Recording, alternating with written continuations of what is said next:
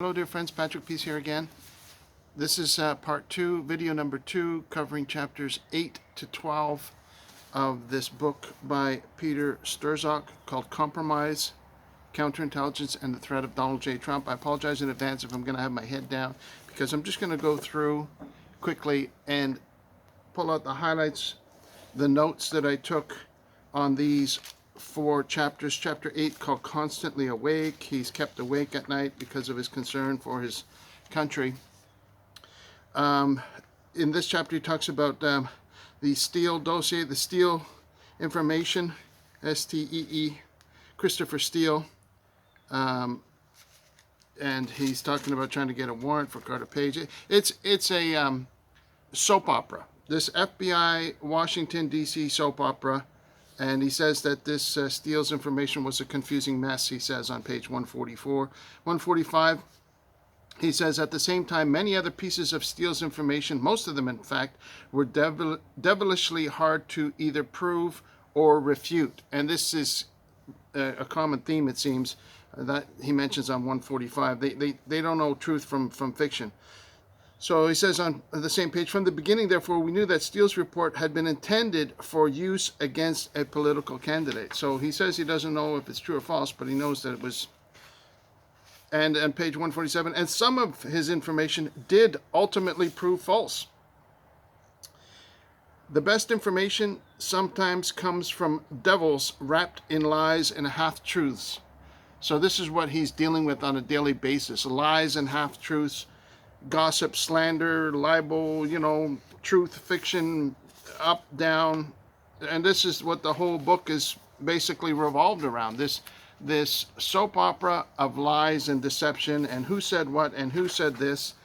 And he says on page 152, he says the specifics of the Steele narrative without focusing on the problematic aspects of Trump's campaign, connections to Russia, that were already known, sitting in plain sight. It doesn't say what they were, but he says that these connections are sitting in plain sight, where he has yet to mention any single connection directly between Trump and Russia. He talks about connections between people that worked either on the Trump campaign or were in touch with the Trump campaign. Papadopoulos was supposed to be this oil consultant to the Trump campaign, but never anything directly implicating Trump yet. And don't forget, how many pages deep am I already? I hit chapter 12. I'm 230 pages deep into the book, of a 300-page book, and he's yet to mention anything directly about Trump. So let's continue on through chapter 8. He says on page 157, over the course of 2016, Trump made reference to WikiLeaks over 135 times on the campaign trail. From a counterintelligence perspective, it was problematic that a presidential candidate would use material stolen by a hostile foreign adversary for his own political gain. From a patriotic perspective, I wasn't just worried about a candidate relying on actors outside the U.S. to help his presidential prospects. I was repulsed.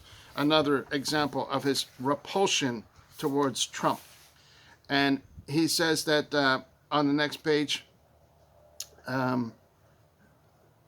it's just lame comments that he's making here, seeking to gain an advantage from the shadows he talks about. And he says, that he doesn't want to do anything to interfere or to make public anything about Trump on the one hand, and on the second hand, he's saying that he wants to investigate him. So he says on page 163, we had never been able to recover much of the first 2 months of Hillary Clinton's email during the time she was Secretary of State, some of which may have been among the fabled 30,000 email messages deleted by the Clinton campaign. So even though he already talked about the whole Hillary Clinton investigation earlier, he brings it up again, and at this particular spot, he says they didn't even have access to the first 2 months while she was Secretary of State. So I don't know why he brings it up after the fact, but anyway. Let's continue on. And then again, in 165, it says, at this third and final debate, Trump insisted that our country has no idea whether Russia was involved in hacking, despite overwhelming evidence from across the U.S. intelligence community. He doesn't say any specific overwhelming evidence about Russian hacking. So I just put in the margin there. What evidence? What evidence is he talking about? Oh, he's got to keep that secret, I guess. At page 166, the idea advanced by some congressmen that the FBI is some sort of liberal hotbed is laughable to me, he says. The FBI works largely conservative. Okay, well, we're going to soon see where he says they had their opinion, I had mine. His opinions are liberal opinions that's where they get that information from.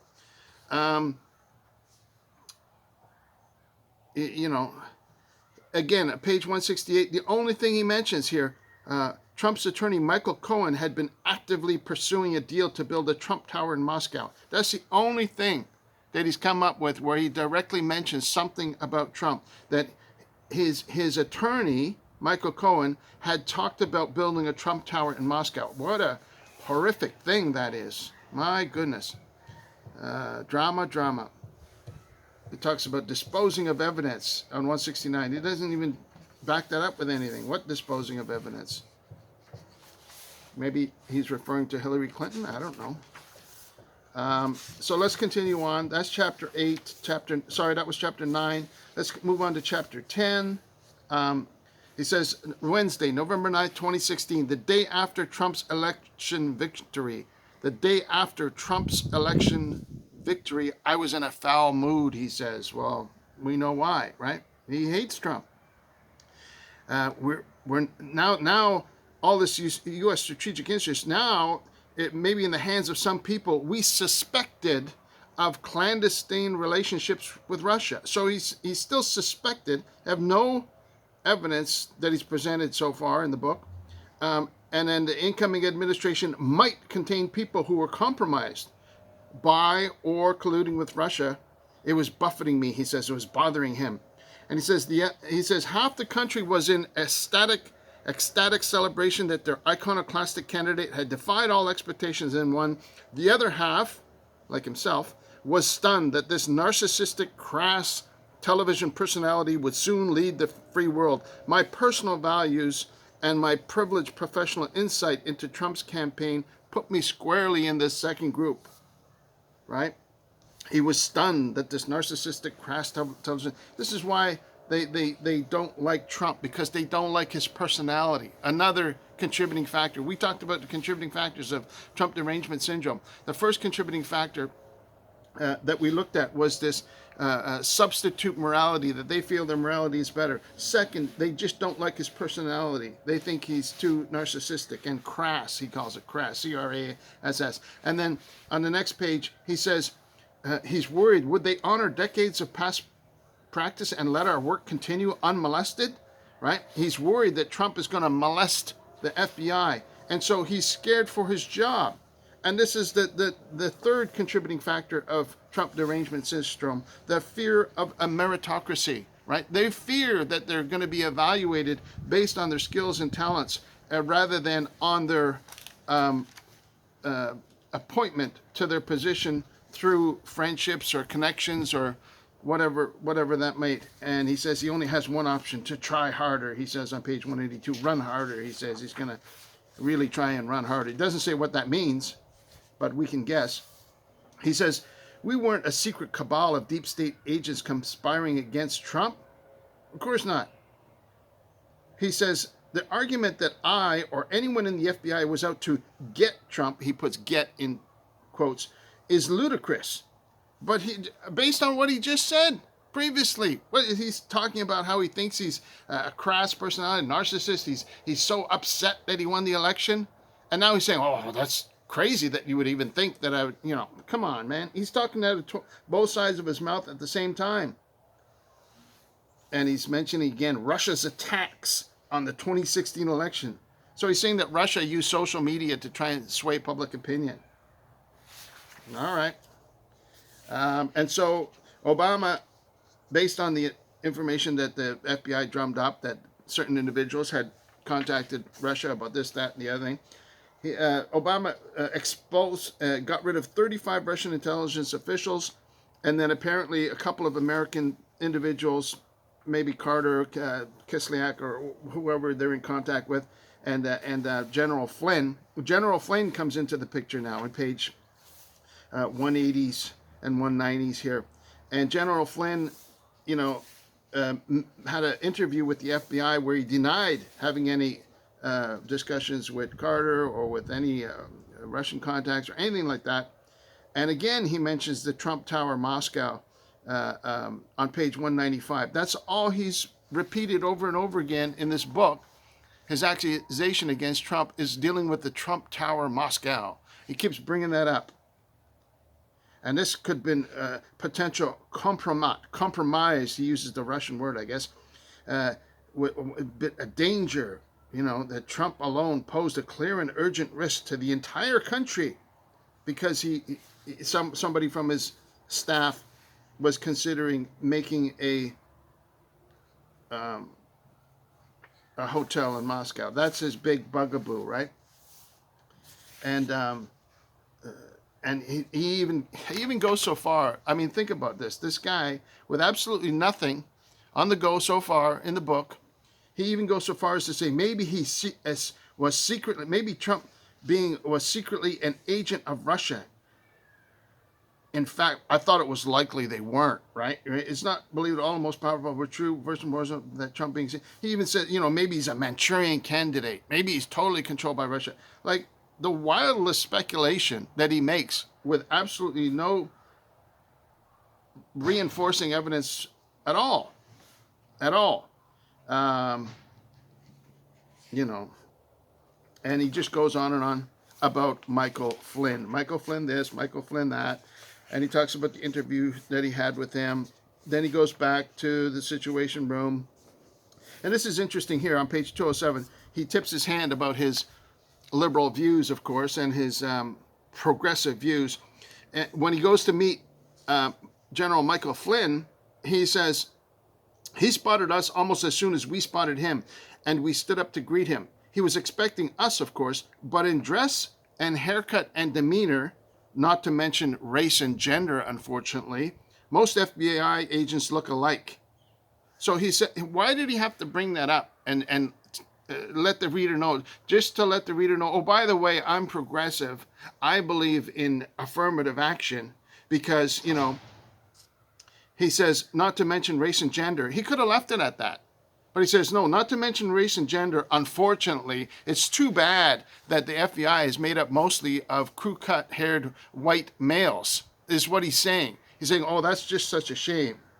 He's presenting his DEI morality to the reader in a context which is absolutely unnecessary, uncalled for, but I'm sure his liberal friends and his progressive friends will be so glad to read that he is endorsing DEI in his values. Good for him. Yippee.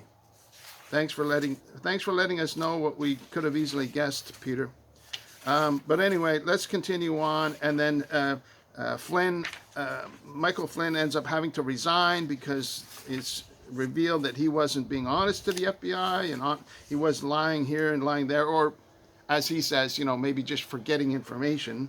Of course, people at this level, they don't lie. They just misinterpret things or they forget things. So doesn't make Michael Flynn look all that great in his book.